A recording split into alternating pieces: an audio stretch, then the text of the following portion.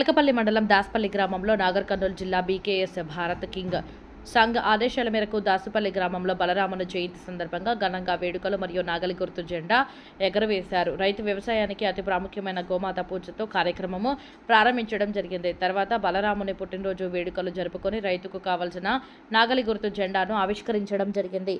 దీనికి అధ్యక్షత వహించిన చీమర్ల వీరారెడ్డి మరియు రైతు అభిమానులు, కౌలు రైతులు, కర్షకులు పాల్గొనడం జరిగింది. ముఖ్య అతిథిగా గోమాత అభిమానిగా, రైతు అభిమానిగా చీమర్ల శ్రీనివాసరెడ్డిని ఆహ్వానించడం జరిగింది. ఈ కార్యక్రమంలో రైతుల గురించి శ్రీనివాసరెడ్డి మాట్లాడుతూ, ఏ వ్యక్తులైనా, ఏ పార్టీ నాయకులైనా, ఏ పార్టీలైనా గోమాతను, రైతున్న కాపాడితే ఎలాంటి పార్టీలకైనా, రాజకీయ పార్టీలకైనా రైతుల కొరకు నా తరపున కృషి చేస్తానని వారు మాట్లాడడం జరిగింది. రైతు ఎప్పుడైతే రసాయనికాలు కలవద్దని ఎరువులను వాడినట్లయితే సమాజం ఆరోగ్యం అంతంగా ఉంటుంది అని చెప్పారు. గోమాతలను, రైతులను కాపాడడానికి నా శాయశక్తుల ప్రజలు నా వెంబడి ఉంటే నేను వారి వెంటే ఉండి వారికి నా సహకారం ఎప్పుడు ఉంటుందని చెప్పారు. గతంలో ఎలాంటి రసాయన ఎరువులు లేకుండా ఆవులు, ఎద్దులు, బర్రెలు ఎరువులతో 20 రకాల పంటలు వేసి ప్రతి ఒక్కటి ఇంట్లోనే ఉండేవి. అలాంటి పంటలు తిని ఆరోగ్యంగా ఉండేవారు. ఇప్పుడు అంతా కమర్షియల్ ఆలోచించి పత్తి, మక్కలు మాత్రమే పండిస్తున్నారన్నారు. రసాయన పంటలకు పండినవి తిని అనారోగ్య బారిన పడుతున్నారు. ప్రతి ఒక్కరి ఇంట్లో ఏదో ఒక రోగానికి టాబ్లెట్స్ వాడుతున్నారు. మంచి ఆహార పంటలు పండించడానికి ప్రభుత్వాలు సూచించి సహకరించాలన్నారు. తన ఇంటి గోవులను కాస్తున్న కాపరి కాళ్లు మొక్కిన శ్రీనివాసరెడ్డి ఈ సన్నివేశం ప్రతి ఒక్కరిని కలిచివేసింది. ఎన్నికల సమయంలో ఓట్లు అడిగి ఎన్నికలు అయిపోయాక రైతులను మరచిపోతున్న రాజకీయ నాయకులకు రైతులను ఆదుకొని భారతదేశ రైతు పూర్వ వైభవాన్ని తేవాలని భావోద్వేగానికి లోనయ్యారు. మరిన్ని విషయాలు చీమర్ల శ్రీనివాసరెడ్డి మాటల్లో విందాం.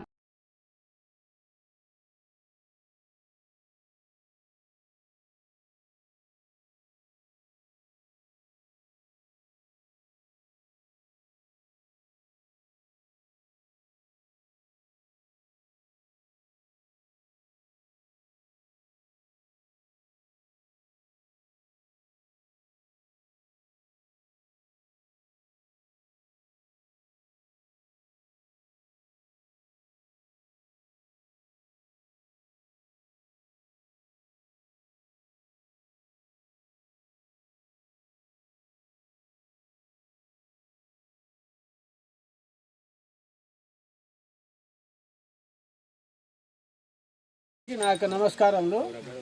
ఈరోజు ప్రత్యేకించి ఏంటంటే భాద్రపద శుద్ధ షష్ఠి రోజు బలరాముని జయంతి. మన శ్రావణ బహుళ అష్టమికి శ్రీకృష్ణ జన్మాష్టమి. అంటే వాళ్ళు ఆయన కానీ ఈయన కానీ ఇద్దరు అన్నదమ్ములు. దేవకి వసుదేవులకు ముందు జన్మించిన ఆయన బలరాముడు. తర్వాత ఒక శ్రీకృష్ణుడు జన్మించాడు. అయితే శ్రీకృష్ణుడి కంటే ముందు ఈ కంసుని చెల్లెలును ఇబ్బంది పెట్టడం వల్ల ఈ బలరాముని రోహిణి గర్భంలో ఆ కాలంలో ఈ కాలంలో ఎప్పుడైతే టెస్ట్ ట్యూబ్ బేబీ సెంటర్లు ఎట్లా ఉండో ఆ కాలంలో ఉడకంగా వాళ్ళ గర్భంలో తీసుకుపోయి రోహిణి గర్భంలో పెట్టి ఆయనను ఉద్భవించిండు బలరాముడు.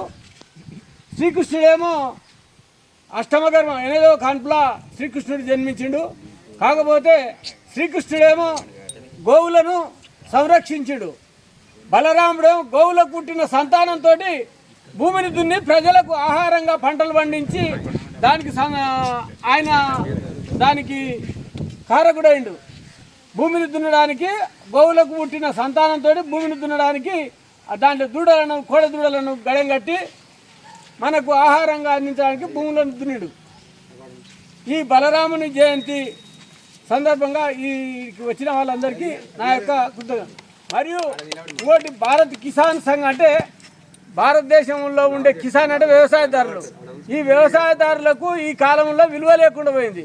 ఎందుకు వరకు విలువ లేకుండా పోయిందంటే ఇప్పుడు విపరీతంగా నీళ్లు ఎక్కువ వస్తున్నాయి, వర్షాలు ఎక్కువ వస్తున్నాయి, పంటలు విపరీతంగా పండించడంలో పంటలు వృథాగా పోతున్నాయి.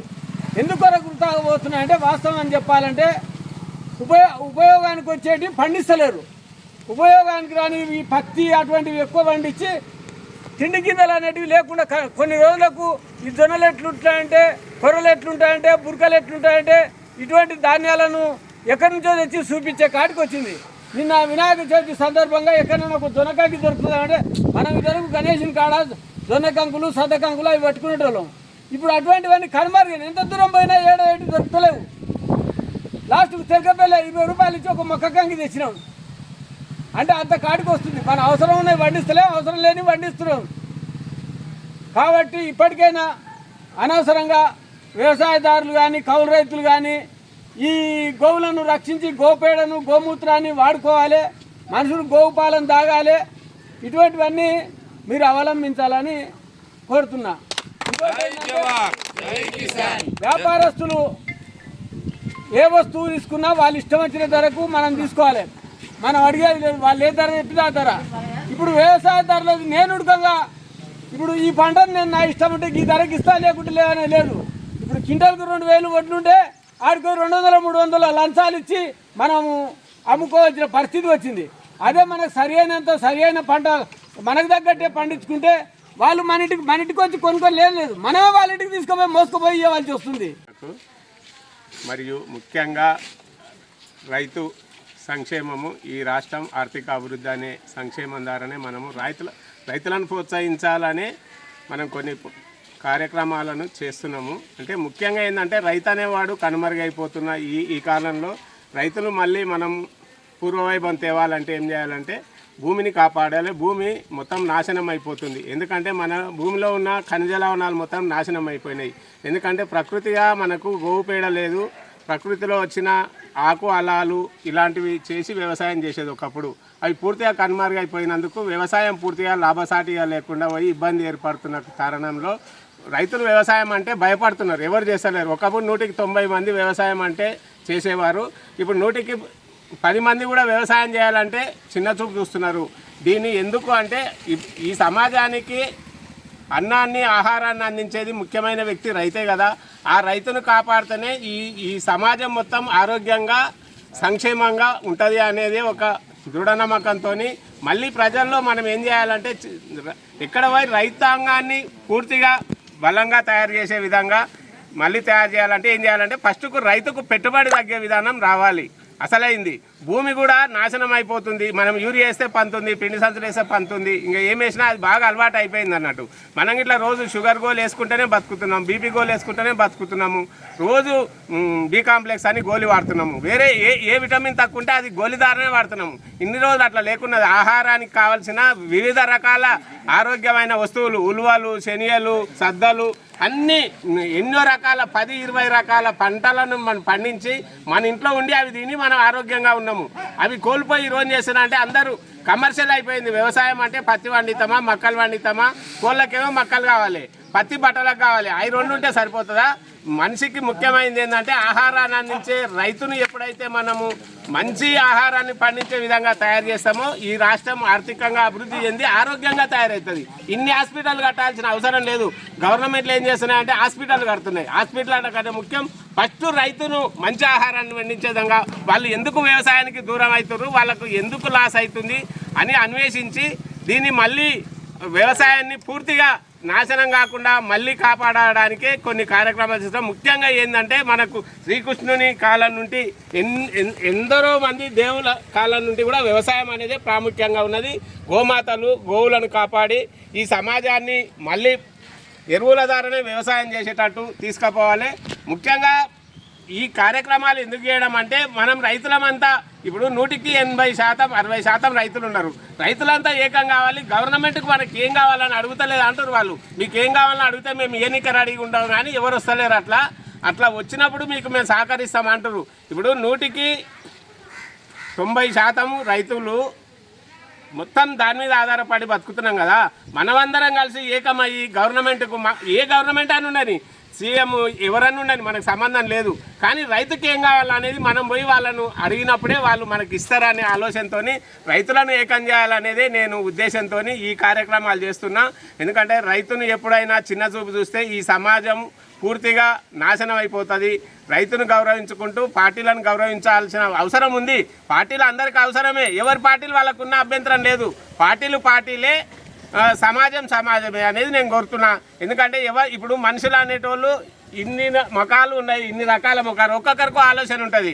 వాళ్ళ ఆలోచన నేను కాదంటలేను, కానీ అందరం కలిసి లాస్ట్ కాపాడేది ఎవరిని? రైతును కాపాడదాం, మన ఆరోగ్యాన్ని కాపాడదాం, మన పిల్లల భవిష్యత్తును కాపాడదాం అనేదే నా ఆలోచన. అంతకుమించి ఏం లేదు.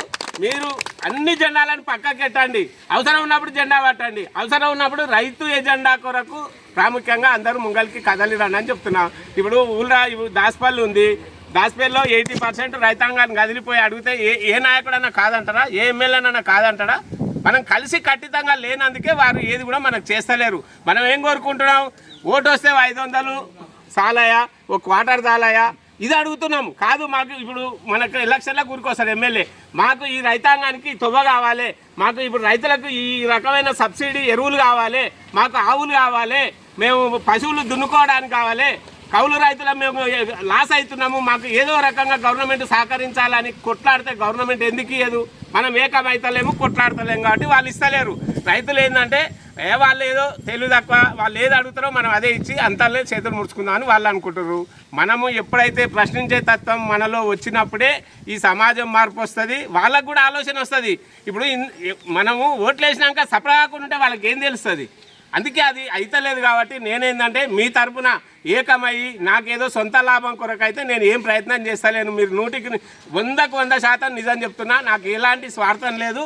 ఈ తెలంగాణ రాష్ట్రాన్ని ఆర్థికంగా ఎదగాలంటే ఫస్ట్ రైతును సంక్షేమంగా చేయాలి, ఈ సమాజం మొత్తం ఆరోగ్యంగా ఉండాలంటే ఫస్ట్ రైతును మంచిగా చేస్తే అన్ని సక్సెస్ అవుతాయి అన్న. నేను చెప్పేది ఇది ఒక్కటే, మీరు దయచేసి చేతులెత్తి దండం పెడుతున్నా, గోమాతను కాపాడండి, గోమాతకి వెళ్ళి వచ్చిన పశువులను కాపాడండి, భూమిని కాపాడి ఈ సమాజాన్ని మనం ఎప్పుడైతే మార్పు తెస్తామో అప్పుడే ఎవరు సొంత ఉండని ఫంక్షన్లు అప్పుడు ఇంత మందు తాగితే తాడండి, చికెన్ మటన్ తింటే తినండి, కానీ గోవులను కోసుకొని తినేది మంచి చేయండి అనేది నేను ఈ సమాజానికి తెలియజేస్తున్నా.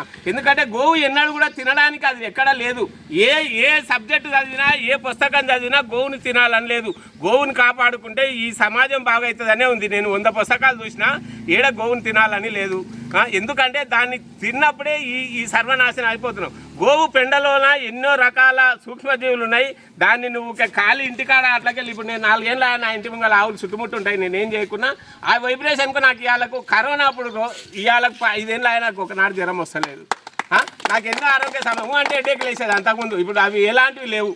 అంటే మీరు ఎప్పుడైతే చూడండి, మీరు ఇప్పుడు నేను చెప్పుతున్నది కాదు, మీరు పాటించి చూడండి. ఖాళీ రోజున ఆవును వచ్చి ఊపిరిని దువ్వి దాని వైబ్రేషన్ మీకు తగిలితే కూడా సర్వ రోగాలు పోతాయి.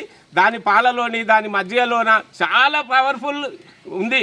ఎందుకంటే ఇంగ్లీష్ వాళ్ళు ఏం చెప్పిపోయిందంటే మనకు ఆవు పాలు అవి బాగా మంచి ఆవు పాలు దొరికే తక్కువ, 1/2 లీటర్ ఇచ్చేది. అరే మీరు బర్రెపాలు తాగండి అవి మీకు ఈట్ అవుతుంది అని చెప్పి మనకు బ్రిటిష్ వారు నేర్పోయి ఆవు పాల నీట్ అని దాన్ని వేరే రకంగా మళ్ళీ ఇచ్చారు. కానీ అది కరెక్ట్ కాదు. బర్రెపాలు ఏంటంటే బర్రెపాలు కూడా అవసరమే, కానీ బర్రెపాలు ఏంటంటే స్లో. నువ్వు ఎంత ఎండ కొట్టినా ఆవేమో ఎండకుంటుంది, అదే నువ్వు ఎండ కొడితే బర్రె పోయి బురదలో వరుతుంది. తట్టుకుంటుందా చెప్పండి? ఆవుకున్నంత ఇమ్యూనిటీ పవరు బర్రెకు ఉండదు. బర్రెకున్న పవర్ వేరు, ఆవుకున్న పవర్ వేరు, దాని నాలెడ్జ్ వేరు. నువ్వు 20 మంది అనుకున్నావు, ఆవు నిడిచిపెడదాం, తొక్కకుండా పోతుంది. అదే బర్రె నిడిచిపెట్టు, తొక్కకుండా పోతుంది మొత్తం. అది పరిస్థితి. ఆవు నాలెడ్జ్ వేరు. ఆవు ఒకనాడు మనం దాన్ని ఇట్లా మనం ఇప్పుడు వెంకటికి ఏం చేసినాం అంటే, మా నాన్నగారు అప్పుడు కట్టెలకు పోయిందంట అడవికి ఎక్కడనో పోతే మొత్తం కాడు పడ్డారు తొవ్వలు దొరకక. ఏం చేయాలంటే ఒక బండి ఎద్దు నిడిచిందంట. సరే ఈ బండి ఉన్నా సరే అని ఆ ఎద్దు తోలుకొని వచ్చిందంట ఇంటికి అన్ని బండ్లను. అంటే దానికి ఎంత తెలివి ఉంటే తోలుకొస్తుంది. ఏదైనా మనిషి కంటే దానికి చాలా తెలివి ఉంది. పశువుకు కానీ పశువులో పుట్టిన జంతువులకు కానీ దాన్ని అందుకొరకే మనం దాన్ని మళ్ళీ కాపాడాలని నేను ఇప్పుడు వ్యవసాయం చేసేది ఇబ్బంది ఉన్నప్పుడు ట్రాక్టర్లు వాడదాం పర్వాలేదు, కానీ ట్రాక్టర్లు వాడేది ఎందుకు వాడాలంటే దున్ననికి ఇబ్బంది అయితే వాడదాం. ఎరువులకు మాత్రం ఎట్టి పరిస్థితుల్లో ఒక్క ఆవుతోని 30 ఎకరాల వ్యవసాయం చేసి లాభ పొందిన వాళ్ళు ఉండరు. నేను అది మీరు నా ఎంబడి పరిగెత్తండి మిమ్మల్ని చేస్తా. ఎవరు ఇప్పుడు వ్యవసాయం మీకు సాధ్యం కాకపోతే బీడు పెట్టండి, ఏం కాదు. పెట్టి బీడు పెట్టి ఏం చేయాలంటే దాంట్లో ఆవును కట్టేసి ఆ ఎకరాలో ఒక ఆవును కట్టేసి తిప్పండి, పగ్గం పెట్టి కట్టేసి ఆన్నే నీళ్ళు అరేంజ్ చేస్తే అందులో టాయిలెట్ వస్తుంది, అందులో ఎరుగుతుంది. మళ్ళీ నెక్స్ట్ 6 నెలలకు ఆ వ్యవసాయం చేస్తుడు నీకు ఎంత పంట వస్తుందో చూడండి. మనం ఎందుకంటే దాని ఈజీ మెథడ్ ఏందనేది కనిపెడతలేము. ఇంకా దాన్ని పెట్టుబడి అవుతుంది అని మనం తిరగనిక నేర్చుకున్నాం తప్ప దానితో ఇబ్బంది ఏది లేదు. ఇప్పుడు నేను 6 మెయింటైన్ చేస్తున్నా, నాకేమనిపిస్తలేదు. దేవుళ్ళలాగా నాకు శ్రీనివాస్ రెడ్డి అని నా మిత్రుడు మా బాబు దొరికిండు. వానికి అలా కాళ్ళు మొక్కి దండం పెట్టాల్సిందే. వాడే ఇప్పుడు ముఖ్యంగా కాపాడుతా. అంటే నేను ప్రచారం చేస్తున్నా కానీ వానికి అలా వానికి దండం పెట్టాలి అలా, లేకపోతే నేను కాపాడలేను చెప్తున్నా కదా, వాడే కాపాడుతున్నాడు.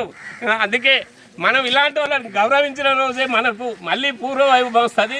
రైతుని ఎప్పుడైతే మనం కాలు మొక్కి వాళ్ళని ఆశీర్వదిస్తామో మళ్ళీ మనం చూడండి అన్న, మీరు రైతును కాపాడకపోతే ఈ రాష్ట్రం నాశనం అయిపోతుంది.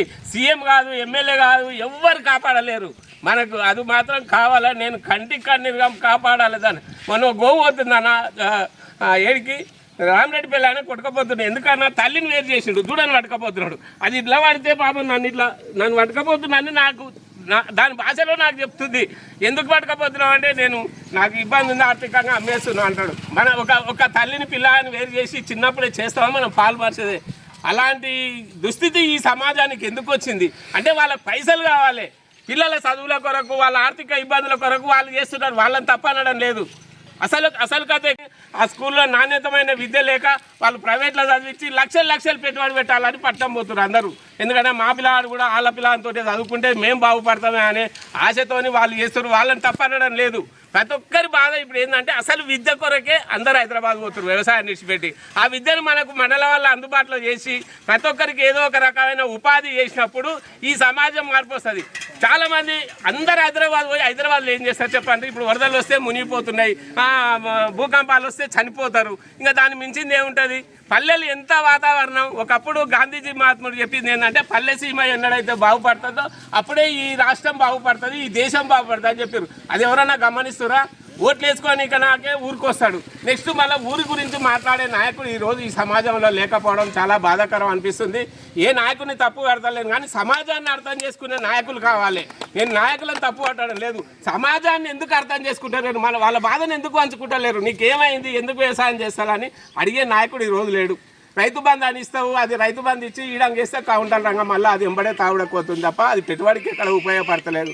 ఎకరాకు 4,000 ఇస్తే ఏడవుతుంది అన్న, 5,000 ఇస్తే ఏడవుతుంది, 30,000 పెట్టుబడి అవుతుంది ఒక ఎకరా వ్యవసాయం చేస్తే. ఈరోజు అది సాధ్యమవుతుందా? 5 ఎకరాలు చేస్తే 1,50,000 పుట్టుకున్న వానొచ్చి ఏదైనా కాలం కింద మీద నాశనం అవుతుంది. అందుకే వ్యవసాయం తోలుకోవద్దని అందరు రైతు బంధు తీసుకుంటున్నారు, చెట్ల కింద కూర్చొని ఏదో కాలం గడుపుతున్నారు. దీనికి ముఖ్య కారణం ఏంటంటే రైతుకు లాభసాటిగా తీసుకురావాలంటే గో ఆధారిత వ్యవసాయము, ప్రకృతి వ్యవసాయము, భూమి కాపాడాలి, సమాజాన్ని కాపాడుతుంది. కాబట్టి నేను ఈ జెండా ఎత్తుకున్నా. ఇది నిరంతరం కిందేసేది లేదన్నా, ఏదో పార్టీలకు సంబంధం లేదు. నేను ఏ పార్టీలో ఉన్నా పార్టీని రైతుల కొరకు కొట్టాడనికే మాట్లాడతా, కానీ ఆ పార్టీ జెండా నా స్వార్థం కొరకు నేను ఎక్కడ వాడని. ఎప్పుడైనా చెప్తున్నా, ఏ పార్టీ కానీ ఏ పార్టీలో ఉన్నా కానీ రైతు సంక్షేమం కొరకు ఏ పార్టీనైనా నా వెంబడి రైతులు ఎవరైనా అడిగేసినా సరే ఇంకే పార్టీ అయినా నాకు సహకరిస్తా అంటే నేను ఆ పార్టీకి సహకరిస్తా. ఎందుకంటే ఇవాళ రేపు ఒక నాయకుడు అయినాక ఆ నాయకుడిని చెప్పిందే పోలీస్ స్టేషన్లో కానీ నడుస్తుంది, ఒక ఆఫీసులో కానీ నడుస్తుంది. ఎందుకంటే ఫోన్ చేస్తేనే నడుస్తుంది, మనట్లో వాళ్ళు ఉత్తోపోతే నడుస్తలేదు. అంటే ధర్మం కొరకు పోతే కూడా నడవకపోతే ప్రశ్నించాలా, ప్రశ్నించవద్దా? అట్లా ప్రశ్నించినందుకు సస్పెండ్ చేసిన అనుకో, నేను అట్లా బాధపడతలేను. పదవి ముఖ్యం కాదు, మన వెంబడి సమాజం ఉంటే వాళ్ళు ఎంతమంది ప్రశ్నిస్తే అయ్యేదే ఉంది. 100 మందిని పోతే వాళ్ళు ఎంఆర్ఓ తప్పు చేస్తాడా, ఒక పోలీస్ స్టేషన్లో ఎస్ఐ తప్పు చేస్తాడా? అందుకే సమాజాన్ని ఎంబడి పెట్టుకొని బయలుదేరాలని నేను ఈ సమాజాన్ని ఏకం చేయడానికి నా ఆలోచనతో నేను ప్రయాణిస్తున్నా. కాబట్టి మీరందరూ దయచేసి దాసపల్లి ప్రజలే కాదు, తెలంగాణ రాష్ట్ర సమాజము, రైతన్నలు ఏకం కావాలి. రైతులు ఏకమైతే కాంతి లేదు. రైతులు ఏకమైనప్పుడు ఈ సమాజం మొత్తం ఆరోగ్యంగా తయారు కావడం రైతు ద్వారానే. ఏది లేదు కన్వాయ్ అని నువ్వు కంప్యూటర్ పిల్లాడు 1,00,000 సంపాదించినా అని ఈ సీన్ గాడు నెలకి ఎంత సంపాదించినా ఆయన తినేది అన్నమే. ఆయన చచ్చిపోయేది లాస్ట్కి ఊపిరే పోతుంది, మనం చచ్చిపోతే ఊపిరే పోతుంది. తేడా ఏముంది చెప్పండి? ఇప్పుడు తిండి ఏమన్నా, ఇప్పుడు కోటీశ్వరుడు ఇంత తింటాడా? అంతేం తినలేడు కదా. బంగారుతో అన్నం తింటాడా? కోటీశ్వరుడు ఏం తినలేడు కదా. సేమ్ మనంతనే తింటాడు కదా. అందుకే నేను అనేది మానవ సమాజం అంతా ఒక్కటే అనే నిదానం రావాలి. మనం ఆరోగ్యంగా ఉండడానికి ప్రయత్నించాలి. ఏ ఇంట్లో పోయినా ఈరోజు గోళీ లేని ఇల్లు ఏదన్నా ఉందంటే చూపియండి నాకు, నేను అల్లి ఇల్లు ఇస్తే చూపియండి. ఒక్క ఇల్లు కూడా గోళీ లేకుండా లేనే, రోజు ఏదో ఒక గోళీ వేసుకోవాల్సిందే, బీపీఆ షుగరా ఇట్లా. అది ఎప్పుడు పోతుంది అంటే మళ్ళీ ప్రకృతి వ్యవసాయం సాధ్యమైనప్పుడే పోతుంది. మీకు వ్యవసాయం చేయనికే సాధ్యం కాకపోతే నేను లాస్ట్ ఒకటి విషయం చెప్పాలనుకుంటున్నాను. మీరు బీడు పెట్టి నా దగ్గరికి రండి, 5 ఎకరాల బీడు పెట్టండి, నా దగ్గరికి రండి, నేను 2 ఆవులు ఇప్పిస్తాను. మీరు పగ్గం పెట్టి అలా కట్టేయండి, నేను మీకు కౌలు పైసలు నేను అరేంజ్ చేస్తాను. ఇది పక్కా, ఏదో పూట కోటి చెప్పేది ఏం లేదు. ఎప్పుడు చెప్పినా ఇదే మాట. మీకు శాత కాకపోతే బీడు పెట్టండి, పొలం పాడు కాకుండా ఉంటుంది. నెక్స్ట్ జనరేషన్లోనన్నా మీరు దున్నినప్పుడు పంట వంతుంది. సంవత్సరానికి ఒకసారి చేయండి, లేదు 2 ఎకరాలు చేసి 2 ఎకరాలు బీడు పెట్టండి. నేను ఆ బీడు పెట్టిన పైసలకు కౌలు రైతు పైసలు ఇప్పిస్తాను మీ అందరికీ. ఇంతకు మించి ఏం కావాలో చెప్పండి మీకు.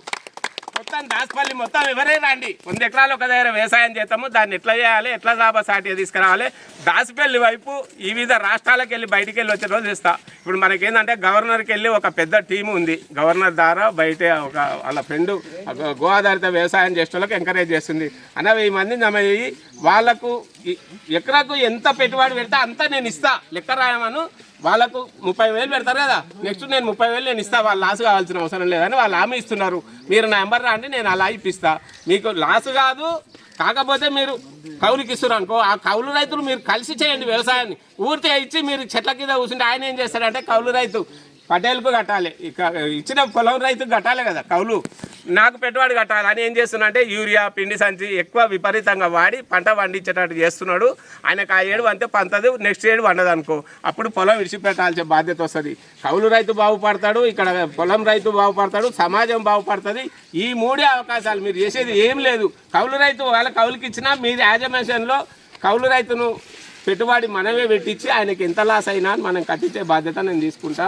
మీరందరూ పొలం కౌలుకి ఇచ్చేటోళ్ళు, కౌలు రైతు మనం కలగలిసి చేస్తే ఏ లాసు రాదు, ఎలాంటి లాస్ అయినా మీకు ఇప్పించే బాధ్యత నేను తీసుకుంటా. మీరు నా వెంబడి పరిగెత్తాలని చెప్తున్నా.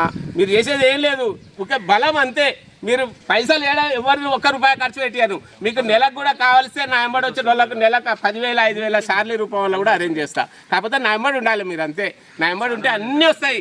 ప్రశ్నించే తత్వం ఉంటే కోట్లు అయినా వస్తావే, రాదనేది ఏం లేదు.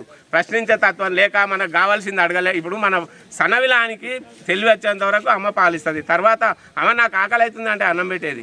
నువ్వేం తింటావురా అంటే నేను ఈరోజు చపాతి తింటా అంటే ఇష్టం వచ్చింది చేసి పెడతావా లేదు. అందుకరికే మీరు దయచేసి మా చిచ్చా ఇప్పుడు ఈయన 50 ఏళ్ళ నుండి వ్యవసాయం చేసిండు. పాపం ఈ 7 వ్యవసాయం దూరం అయిండు. ఎందుకంటే వేస్తే తుట్టి పోతుందిరా, వేస్తే తుట్టి పోతుంది, చేయాలని నాకు బాధ పడుతుంది, నా పొలం చూడలేకపోతే నేను ఉండలేకపోతున్నా అంటున్నాడు. మా అన్నగారు మా చిచ్చ ఎన్నేళ్ళు చేసిందంటే వ్యవసాయం, దాన్ని ఇప్పటికీ ప్రేమిస్తున్నారు వీళ్ళందరూ. అందుకే వ్యవసాయాన్ని ప్రేమించిన వాళ్ళు ఉన్నారు, కానీ వాళ్ళు గవర్నమెంట్ సరి అయిన వాళ్లకు సార్దారు చేయకనే దాన్ని పక్కకు పెడుతున్నారు. కాబట్టి సీఎం రేవంత్ రెడ్డి అన్న గారు, మన స్థానిక ఎమ్మెల్యే రాజేష్ అన్న గారు రైతులను గమనించి ఈ రాష్ట్రాన్ని ఆర్థికంగా అభివృద్ధి చేయాలంటే రైతు జెండానే ఎత్తుకోవాలి. కన్వాయ్ అని ఏది అవసరం లేదు. చదువు కావాల్సింది సంస్కారం కొరకు చదువు కావాలి. బతకనికనే ఆ చదువు అనేది నౌకరికి చేస్తున్నారు ఇప్పుడు, అని ఒకప్పుడు అట్లా కాదు. చదువు వస్తే 10 మందిలో ఎట్లా మాట్లాడాలి, ఏం చేయడానికని చదివినరు. ఇప్పుడేంది, చదివిందంటే నౌకరు చేయాలి అంతే. వాడు ఏమైనా లాస్ట్ గుమస చేసినా నౌకరే అంటుడు. 100 ఎకరాలు ఉన్న పిల్లానికి పొలం ఉన్న పిల్లని ఇస్తలేరు. అది కూడా చాలా బాధాకరం అనిపిస్తుంది. మనకు ఆస్తులు ముఖ్యం కాదు, అంతస్తులు ముఖ్యం కాదు, మానవ సమాజం సంబంధాలు ముఖ్యం. అటు తరాలు ఇటు 4 తరాలు చూసి ఒకప్పుడు సంబంధాలు చేసేది, ఇప్పుడు అవి కోల్పోయినాయి. ఎంతసేపు ఉన్న పట్నం వల్ల బాగా కోటిషన్ తీసుకుంటే వాడు 3 రోజులకి ముడినది అంటుంది. ఎన్నో హత్యలు, ఎన్నో ఒకరికొకరు చంపుకుంటారు. భర్తను భార్య చంపుతుంది, భార్యను భర్త చంపుకుంటారు. అంటే ఆ సంబంధాలు బలమైనవి లేకనే అలా జరుగుతుంది. ఎందుకంటే వాళ్ళ మానవ సమాజాన్ని మర్చిపోయినరు. తండ్రి కూతురు, తల్లి తండ్రి ఇవి ఏమన్నా ఉన్నాయి ఇప్పుడు. ఏమన్నా ఇప్పుడు పెళ్ళి ఏదో పోయి రూమ్ పెడుతున్నారు. తండ్రి ఈడు ఉండాలి, పిల్లలు హైదరాబాద్ ఉండాలి. ఏంటంటే ఉపాధి బతకనీకే ఈడేముంది బతుకుదెరువు అని అంటున్నారు. ఆ బతుకుదెరువును మండల వ్యవస్థలో కానీ గ్రామ స్థాయిలో కానీ ప్రతి కుటుంబంలో ఏదో ఒక ఉపాధి చేస్తే ఎవడు ఊరిని నిడిచిపెట్టుకోనికి ఎవరికి ఏమి ఉండదు బాధ. ఊరు నిడిచిపెట్టి పోవడం ఏంది కారణం అంటే బతకనీక పోతున్నారు.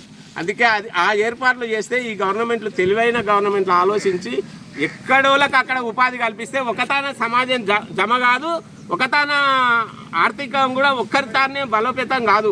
100 కోట్లు ఒక్కరితానే ఉన్నారంటే ఆర్థిక వ్యవస్థ నాశనం అయిపోతుంది. అది నేను చెప్పేది. ఎందుకంటే అందరికి పంచడం అనుకో, దాన్ని పంచడం అంటే ఉట్టిగా పంచవద్దు, కష్టం చేసేది నేర్పాలి.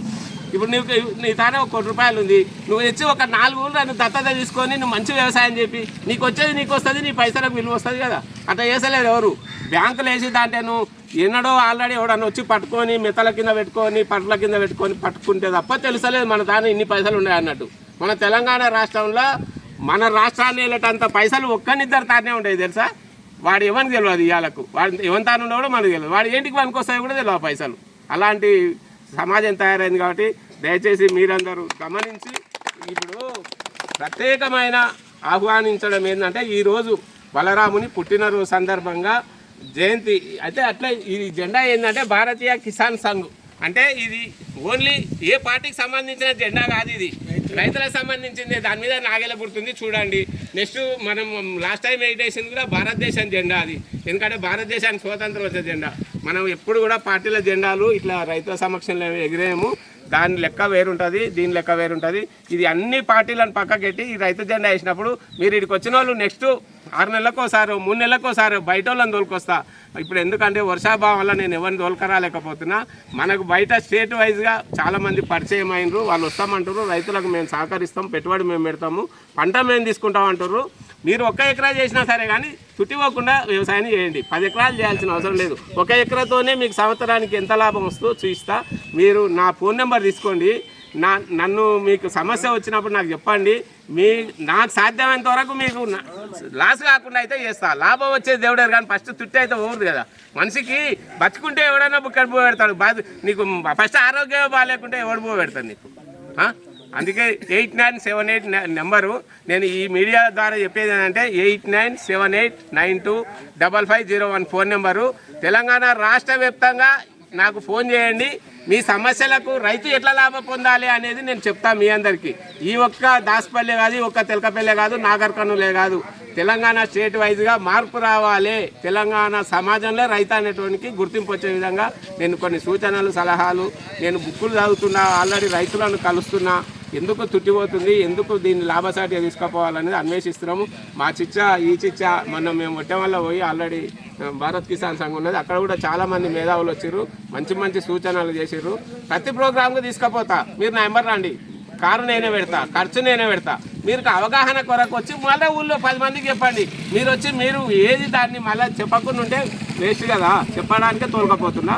మీరు చెప్పాలని నేను మా పెద్దలందరికీ చేతులెత్తి నమస్కారం పెట్టి, నన్ను వేరే రకంగా అనుకోకండి. శ్రీనివాస్ రెడ్డి అంటే స్వార్థం లేని మనిషి అనేది మీరు రాసుకుంటే ఎంత నిజం ఉంటుందో, నేను నా శాశ్వత జీవిత లాస్ట్ వరకు కూడా తప్పు చేయను.